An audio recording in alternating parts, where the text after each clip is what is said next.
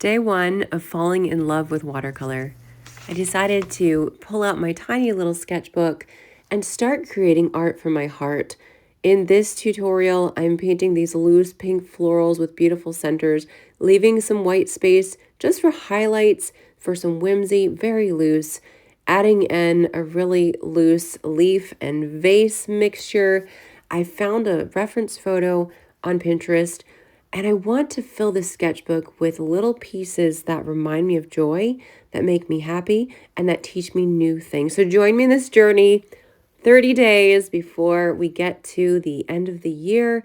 And I hope that if you follow with me, your watercolor journey is going to bring you so much joy and inspiration. Let's go. Day two of falling in love with watercolor. So I started with a sketch that I got from Pinterest, and then I started filling in these light layers. I wanted to do a landscape that was easy and fun, but then had these really dark elements here where I just went in bold, left some white space, and made those bushes. Because this project is working on usually small paper, and it's not watercolor paper either, I wanted to be risk-free and just go into it without overthinking. Of course, I had to dry the layers and then started adding in those darker elements.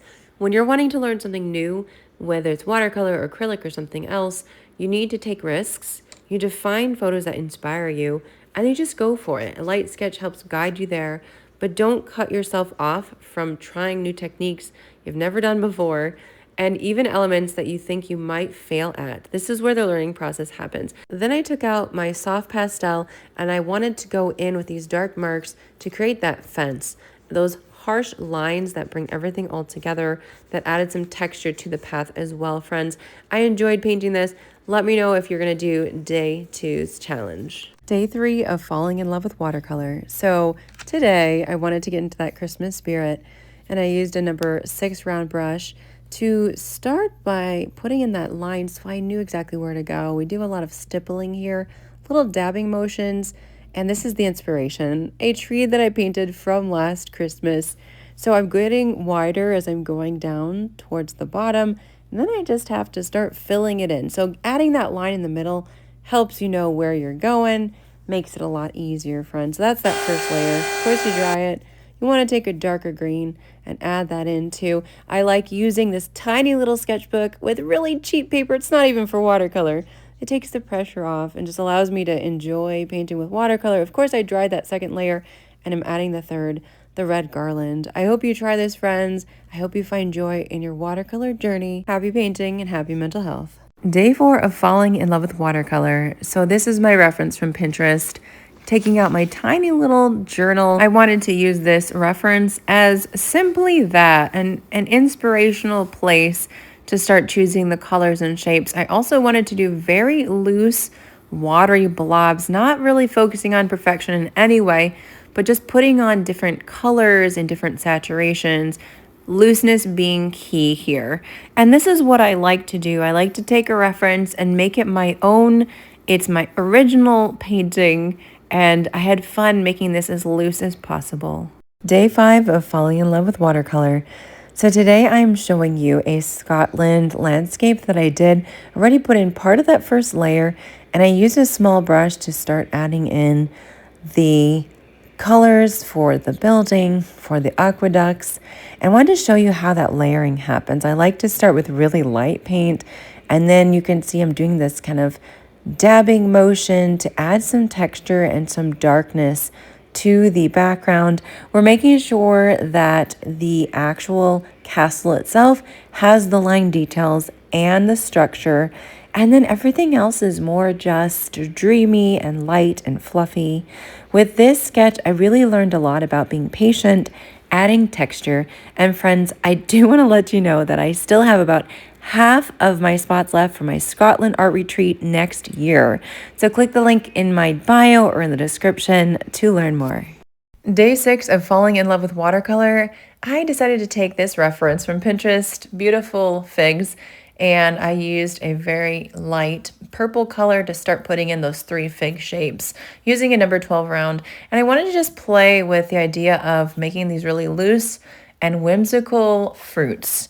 Now, I love watercolor. I love a good floral and a landscape, but I don't do fruits as much as I desire. So I decided to start adding in these layers to make these have more depth. They just really made my heart happy. So adding that side part right there, and then a little bit of splatter, letting things kind of dry up for a bit with my heater, and then adding in a second layer of those little lines, those little indentions that the fig has on the outside. And then just starting to put those details, keeping it loose, but still adding depth with that darker middle section for all those little seeds. Now, I'm not using circles, I'm not making them perfect, but just creating the idea of this fig and finding joy in it. And then I added in this blue, this really wonky circle, filled it in for the plate. Friends, let me know if you're going to try this. I hope you fall in love with watercolor today with this fruit composition. Day 7 of falling in love with watercolor. We're opening up the sketchbook here, and this is my inspiration, a poinsettia from last year. So I started with my green center, and guys, the point of this exercise was to do a very quick version of this, very watery pink paint on my cheap, not watercolor paper, but we're just playing with color and we're seeing how a sloppy, messy painting, after you dry it, can be turned into something more refined with some more details. And so I'm adding in a slightly darker version of the pink that I put on first, and then really loose, soupy, goopy leaves here with my number 12. I'm using the lovely number 6 round for the details, but the bigger brush for those bigger marks, some splatter over the top. And friends, this was fun, just adding in more texture to the middle. Take a breath, friends. It's going to be okay. Do watercolor. Day 8 of falling in love with watercolor. So my inspiration today was just getting this watercolor cardstock using my number 12 filbert that I absolutely love. And I put on that light layer of color for those 3 flowers, side facing ones and a full facing one. Then of course you want to let that dry, but while you're doing that, adding in your leaves with a smaller brush just to really fluff out the composition. You can use scribble marks, you can use classic leaf shapes, you can just press the belly of the brush to create this little splatter as well. And then when it's dry, adding in your details. This is such a fun practice. Making watercolor cards makes me happy, brings me joy. I have some in the Etsy shop as well. I hope you'll try this. Let me know in comments if you will. Day 9 of falling in love with watercolor. Today I'm taking a photo from Facebook, Angela Bassett, 4 different stages of her life, and I thought it'd be fun to draw those figures. So we start with a skin-colored oval shape, drying them, and then I took my navy color for the hair and I wanted to just kind of dab and create those 4 different hairstyles. I'm leaving some white space too. I did forget the neck, so don't forget the neck before you start with the hair. So then adding in what kind of looks like braids here. The white space helps to separate them, just differentiate between different types of hairstyles. And this one, her hair was longer, and this one, it had a really nice curve or flip on the side, her bangs. And then adding in the shirts, brightly colored. I thought that would be beautiful, standing out with the hair. And then, of course, you want to dry it, adding in your faces. This was such a fun project. Just really cute, simple, cartoony faces. Let me know, friends, if you'll try it. Day 10 of falling in love with watercolor. I found some pairs on Pinterest and I decided to do a light sketch. And then with this quill brush, I just used a lot of sloppy paint. Once again, that first painting, a lot of water on the brush, a lot of loose paint, and just started putting in greens, yellows, reds.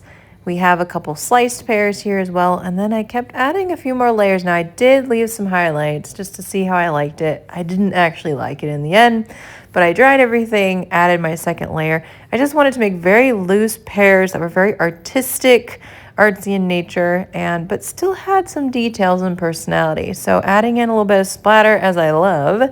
I learned a lot from this painting. I should have left some space between those pears so they didn't just look like a blob. I added in those shadows, and that's what made me really love this painting, friends. I hope you try day 10. Day 11 of falling in love with watercolor, I decided to make really sketchy marks for this floral composition. I held my brush really loosely, and I wanted to just do really quick shapes, curvy lines, and flicks of the wrist to make these very loose flowers. Not having a huge intention, but just using a warm palette for the florals, and then making a vase that left some highlight, just that looseness of painting wet on wet, adding in color slowly. and really paying attention to how it made me feel. So you can see here I'm holding the brush quite loosely, far back on the handle, just experimenting with the watercolor and trying to take a breath, remind myself to be calm. Adding the splatter helps me to just take a step back and appreciate the artisticness of whatever's flowing together, friends. Hope you take a deep breath with me as well. Happy painting. Day 12 of falling in love with watercolor. I wanted to make some very quick and easy sloppy roses, might I say. So I started with a very light pink, and I started going around adding in some thin petals, getting thicker as we go to the outsides, using a dagger brush first, just to see if that could loosen up my mindset. And then kind of just going around using a round brush too, doing the same thing. Look at how gooey they are. You gotta dry them, add some leaves. And then this is where the magic happens, because you take a smaller brush, a little bit darker paint, and you just start to do that sloppy going around, adding some layers. It's some shadow, it's some texture, giving you some pizzazz to these roses. Of course, you want to add some saturation to these leaves also. Friends, let me know if you're going to try these sloppy roses. Happy painting. For day 13 of falling in love with watercolor, I wanted to do more flowers, but using a dagger brush. So let's try it out. So I started by drawing these really thin petals going from the outside in, and using a dagger, popping in some extra color wet on wet, and just kind of changes the mindset because it's a different brush. It works differently than that classic round. So I added in my 4 blooms, and then with the number 6, made a very wonky vase. I started putting those stems in, things are still wet, and then of course adding in a little bit of foliage, a little bit of darkness too. You know, the waterline here is very dark, but then I took a clean damp brush and with those marks for the reflections, just kind of diffuse them a little bit. That second layer comes on after everything is dry, and putting in just a little bit darker versions of the paint you already used to create some shadow, some texture, some splatter. Friends, I hope you enjoyed this video today. Day 14 of falling in love with watercolor. So here's the reference photo I chose, and I made my own version, of course, but I use a very light, dirty color to create these tiny little blooms, just little blobs here and there, very sloppy first painting. And then still with the number 6, I just lightly kind of drew in with watercolor that vase, then adding in my stems. I wanted to do that sloppy painting look first, and then add in more bold details later when things are dry. Putting in some very loose leaves, as well as just trying to balance out the greens with the light blooms. Putting in a little color for some just reflections in the glass, and then fluffing it out a little bit. I enjoyed adding some yellow wet on wet for some pizzazz, little splatter. Take a breath, friends. Day 15 of falling in love with watercolor. I'm using my tiny sketchbook. I sketched just a little bit to get the fence right. We're going in with dark, bold colors to create some distant trees with this landscape. And I've got some scratchy marks for just the side of a tree here. I love to go in with leaving some white space, but going in bold, making these really scratchy marks, different greens for the grasses, a little bit of brown, a little bit of pink for some florals as well. It's very loose. I really enjoyed this tiny landscape, adding in that sky, and then really wanting to go over it with that second layer when it's dry, just to make things darker and bolder, that so you can get that beautiful texture. Finally, when everything was dry, added in colored pencil here for the fence, a bold pop of color and a little pastel. Yes, you can mix media together. It's okay. It doesn't have to just be watercolor, friends. Let me know if you'll try this one. Take a breath. Have a beautiful day.